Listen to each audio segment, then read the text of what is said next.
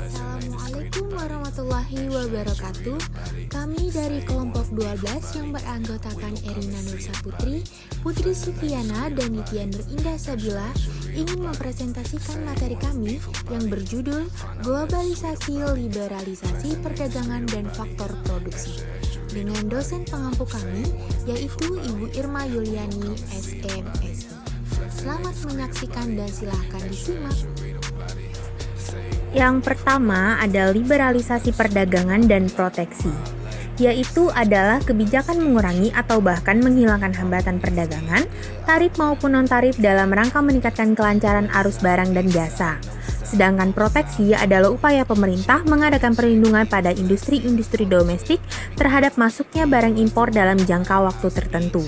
Proteksi bertujuan untuk melindungi, membesarkan, atau mengecilkan kelangsungan industri dalam negeri yang berlaku dalam perdagangan umum. Selanjutnya ada faktor produksi tenaga kerja, modal, SDM, dan teknologi. Pengertian faktor produksi sebagai proses perusahaan menghasilkan barang ataupun jasa yang melalui beberapa tahap yang panjang. Secara umum, faktor produksi diartikan sebagai upaya perusahaan untuk menciptakan produk barang ataupun jasa.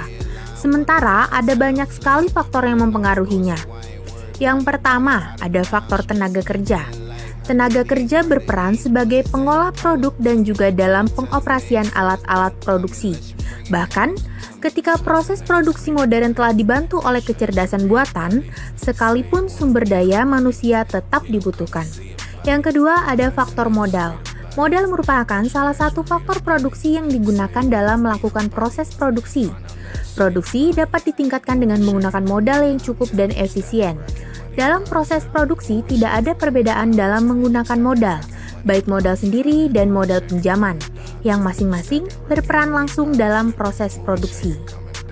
Dan yang ketiga, ada faktor sumber daya manusia, yaitu faktor produksi yang terdiri dari kemampuan, keterampilan, dan pengetahuan manusia yang digunakan dalam proses produksi.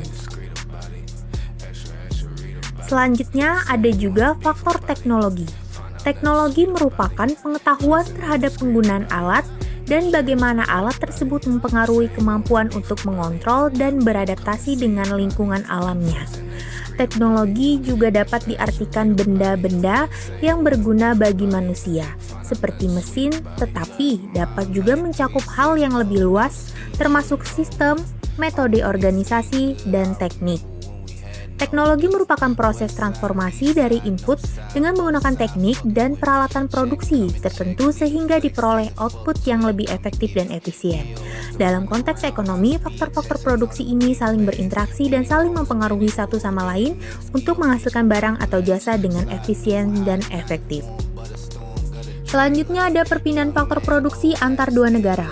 Faktor produksi akan pindah dari tempat yang harganya murah ke tempat yang harganya lebih mahal, dan pada akhirnya harga faktor produksi akan cenderung sama di berbagai tempat. Perpindahan faktor produksi ini dapat dianggap sebagai pengganti perdagangan barang.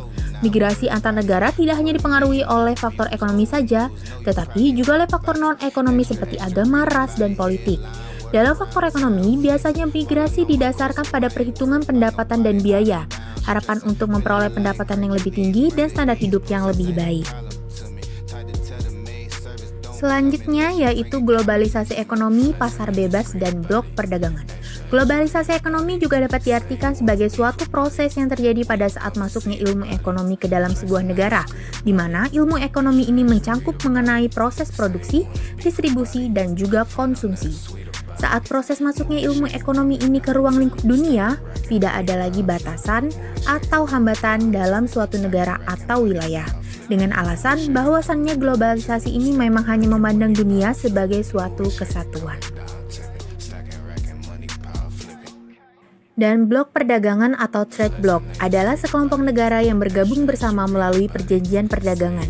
Biasanya, ini melibatkan negara-negara di kawasan tertentu. Misalnya, masyarakat ekonomi ASEAN di Asia Tenggara, Uni Eropa di Eropa, dan NAFTA di Amerika Utara. Tujuan pembentukan blok adalah untuk meningkatkan arus barang, jasa, modal, dan tenaga kerja, tergantung pada tahap kesepakatan. Hal ini pada akhirnya meningkatkan kekuatan ekonomi negara-negara anggota, memacu pertumbuhan ekonomi, dan mendorong alokasi sumber daya yang lebih efisien. Salah satu bentuk kerjasama perdagangan adalah perjanjian perdagangan bebas, yang melibatkan penghapusan tarif impor dan liberalisasi perdagangan barang dan jasa antar negara anggota. Ballin' on my course, so I ain't worried about nobody out of bounds, stressing. Feeling